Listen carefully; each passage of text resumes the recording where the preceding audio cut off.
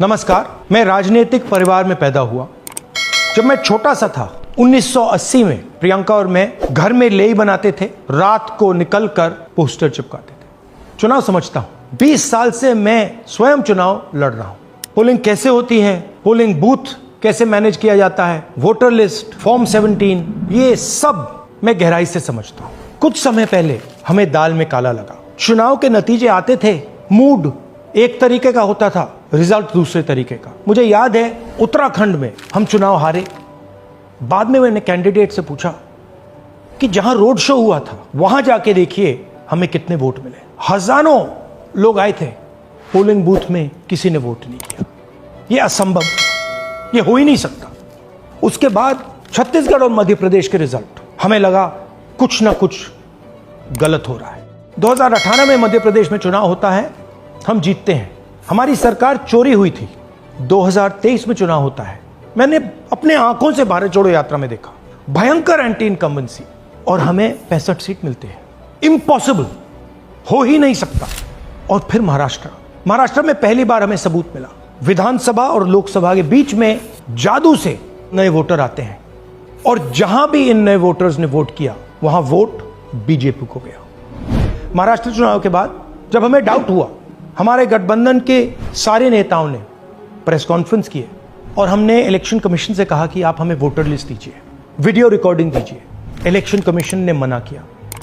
ना उन्होंने हमें वोटर लिस्ट दी और ना उन्होंने वीडियो रिकॉर्डिंग दी। डाउट हुआ, क्यों नहीं दे रहे, क्या कारण है? तो हमारे दिमाग में सवाल उठा, क्या इलेक्शन कमीशन बीजेपी की मदद कर रहा है? क्या इलेक्शन कमीशन ही इलेक्शन को चोरी करवा रहा है? इसके बाद हमने एक टीम सेटअप की और हमने उन्हें कहा कि आप जाइए, एक कंस्टिट्यूएंसी भी जाके ढूंढिए, सच्चाई ढूंढिए, किस प्रकार से चीटिंग की जा रही है, किस प्रकार से यह काम किया जा रहा है और कौन कौन इस काम को कर रहे हैं। सबसे महत्वपूर्ण बात यह है कि इलेक्शन कमीशन डिजिटल डेटा नहीं देता है, फिजिकल डेटा देता है। मतलब लाखों कागज में वोटर लिस्ट दे देगा, मगर डिजिटल वोटर लिस्ट किसी को कभी नहीं देता। क्यों नहीं देता? कारण क्या है? कारण है कि अगर डिजिटल डेटा मिल जाए तो इलेक्शन कमीशन की सच्चाई पूरे देश को पता लग जाए। हमने टीम को बताया, मैंडेट दी कि आप जाके चेक कीजिए, आप 5-7 सीटों पे पता लगाइए कि चीटिंग हुई, और अगर हुई तो कैसे हुई। टीम ने हमें एक दिन बताया कि 5-7 सीटों पे काम किया ही नहीं जा सकता। क्यों? मैंने उनसे पूछा क्यों नहीं किया जा सकता। उन्होंने मुझे ये कागज दिखाए। ये जो कागज हैं, ये एक लोकसभा के कागज नहीं है, ये एक विधानसभा के कागज है, और इन कागजों को हमने मैन्युअली सॉर्ट करना पड़ा।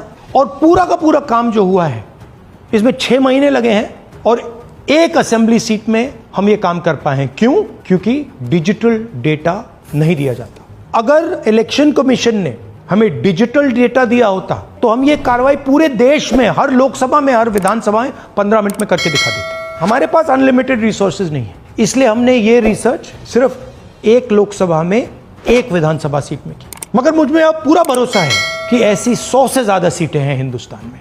जो यहां हुआ है उन सीटों में भी हुआ है। और याद रखिए, अगर बीजेपी को 10-15 सीटें कम आती तो आज नरेंद्र मोदी प्रधानमंत्री नहीं होते, इंडिया गठबंधन की सरकार होती। जांच ने 5 तरीके की चोरी पकड़ी है। डुप्लीकेट वोटर, जिसका मतलब एक वोटर के नाम वोटर लिस्ट में अनेक जगह आ रहे हैं। फेक एड्रेस, मतलब एड्रेस है ही नहीं, या फिर house number 0। Bulk voter in single address, मतलब एक छोटे से घर में 40, 50, 60 लोग रह रहे हैं। इनवैलिड फोटोज, छोटी सी फोटो है या फिर फोटो ही नहीं है, और वो जो छोटी फोटो है वो दिखती भी नहीं है। कौन है, किसका चेहरा है, नहीं पता लग सकता।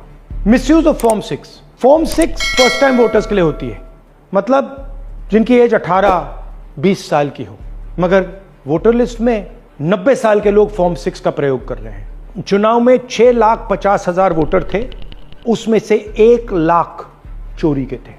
अब मैं आपको 5 उदाहरण देता हूं। यह देखिए, गुरकीरत सिंह डांग, इसका नाम 4 अलग अलग बूथों पे आता है। यह कैसे हुआ और क्यों हुआ?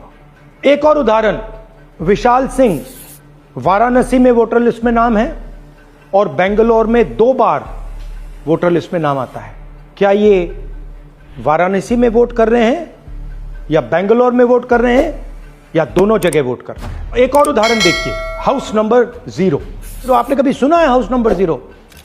हमने तो नहीं सुना था, मगर बेंगलोर में हजारों हाउस नंबर 0 हैं वोटर लिस्ट पे। हाउस नंबर 35 की कहानी सुनिए। छोटा सा घर है, ज्यादा से ज्यादा 4 लोग रह सकते हैं, मगर इस 35 में 80 लोग वोटर लिस्ट में रजिस्टर्ड है। ये ERO ने कैसे अप्रूव किया, क्यों अप्रूव किया, पता लगाना है। अच्छा, अब ये देखिए वोटर लिस्ट, इनकी फोटो देखिए, या फोटो है ही नहीं या फिर छोटी छोटी फोटो है तो दिख नहीं सकती। इन वोटर आईडीज पे वोट दिया गया है। अब मैं आपको बताता हूं शकुन रानी की कहानी। फर्स्ट टाइम वोटर बनी है, 70 साल की आयु है। एक बार फॉर्म 6 का प्रयोग किया और उसके कुछ ही महीने बाद दूसरी बार फॉर्म 6 का प्रयोग होता है। 2 बार इनका नाम वोटर लिस्ट में आता है और फर्स्ट टाइम वोटर की लिस्ट में आता है। ये फर्स्ट टाइम वोटर हो ही नहीं सकती। तो क्या शकुन रानी जी ने वोट किया या किसी और ने शकुन रानी जी के लिए वोट किया? ये ही छुपाने के लिए CCTV का डेटा हमें नहीं दिया जा रहा है।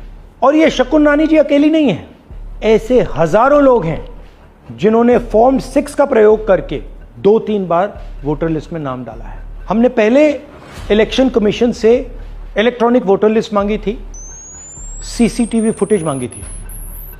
उन्होंने अपना काम नहीं किया, हमें नहीं दिया।